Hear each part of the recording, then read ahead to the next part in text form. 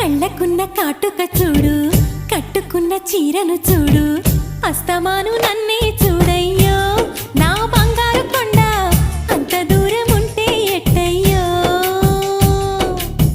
చెవులకున్న దుద్దులు చూసా, ముక్కుకున్న ముక్కెర చూసా, చూడమన్నవన్నీ చూశానే.